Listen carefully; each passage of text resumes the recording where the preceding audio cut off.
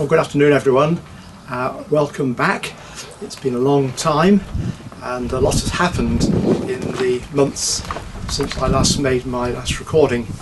I'm tempted to say another day, another heat wave, because the temperatures really have been scorching these last few weeks, and I think they're going to continue into next week as well.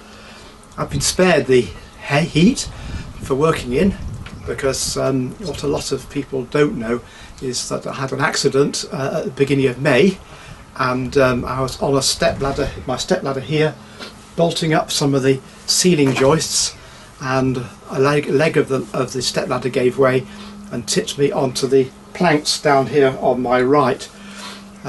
Quite a fall, and I certainly was grateful that nobody was listening to my language. When I managed to pull myself upright against the wall, I did an audit, checked my legs were okay, I checked my arms were okay, my neck, my head, my back, and everything seemed to be working, but I was quite in a lot of pain. I managed to finish off a bit of work, get down, and the next day went to the hospital, and eventually, after an x-ray and a CT scan, it turned out that I had 6 broken ribs in this side of my chest. Fell on my back, really painful. Really grateful to the Lord that it wasn't more serious than it was. It could have been very serious.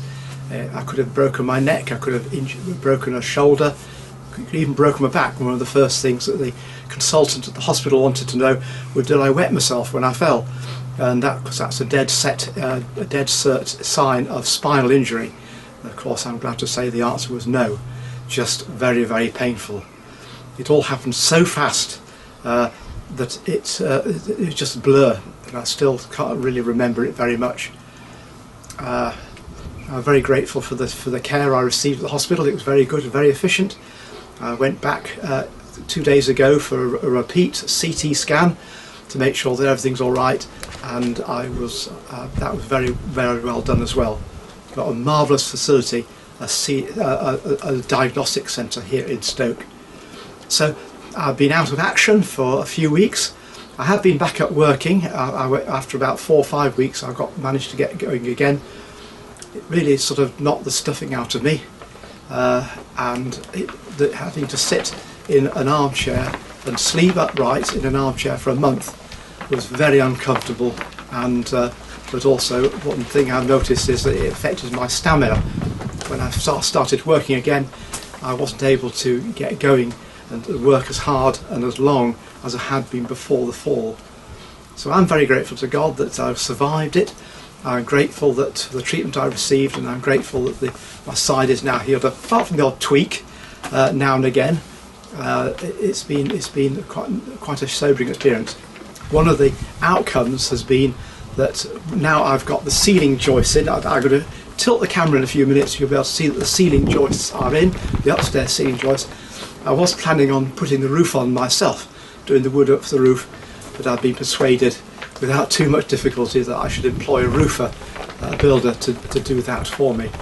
And hopefully, I've been asking for quotes, and hopefully I'm going to get one in the next couple of days. Just when they'll be able to come and do it, of course, is another matter. Hopefully, what would be nice if it was done in the summer. One good guy whose work I have been recommended to suggested that they do the woodwork, the cut roof, and then a temporary cover, so things can start to dry out underneath, and then a few weeks later they'll come and put the tiles on. So I'm waiting about that. In a sense, it's a relief, because I really sort of not too that confident now about climbing around on top and climbing up on the roof. Certainly would need scaffolding, and this particular roofer has its own scaffolding, so it wouldn't need to be bought in from outside. What the price is going to be, I don't know, but we'll just have to take that on the chin. So here we are. A few weeks ago I took out the soffits here and took out the asbestos, dressed up in a white suit. Fortunately, it's the most standard asbestos sheeting, which is the least dangerous of all the asbestos sheeting. So I got that done. One interesting thing was I found stuffed under the eaves rolls of newspaper blocking the airflow, which is not wrong now. Nowadays that would be completely wrong. You're supposed to have airflow into the roof to avoid mould and damp, but there's stuffed newspapers in, and the newspapers are dated 1962 when the house was built, and it was fascinating. Look at these papers. I'll just get one over here. I've got it here.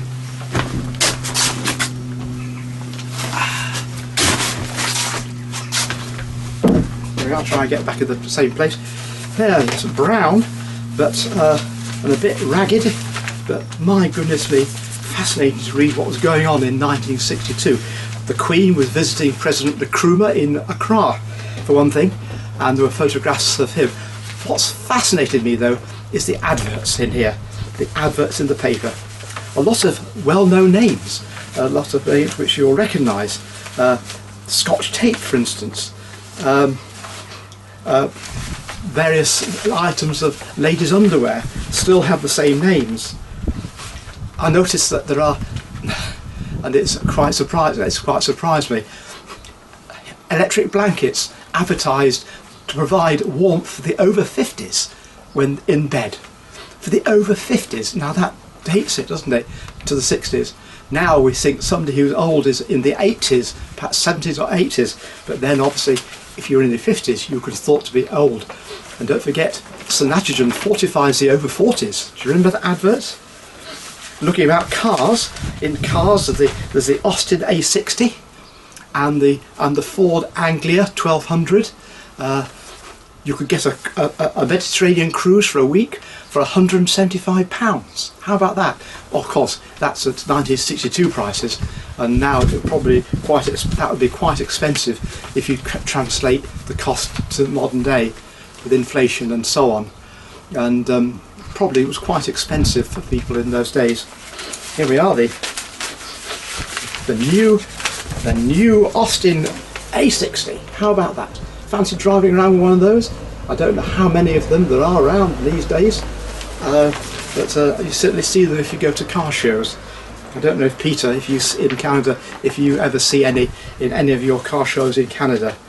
Some of the cartoons are the same, of course. Some of the cartoons are absolutely brilliant. And the gardening slot is old Adam with his bowler hat on and bent over doing his gardening and giving his gardening tips. So let's just put that back over here.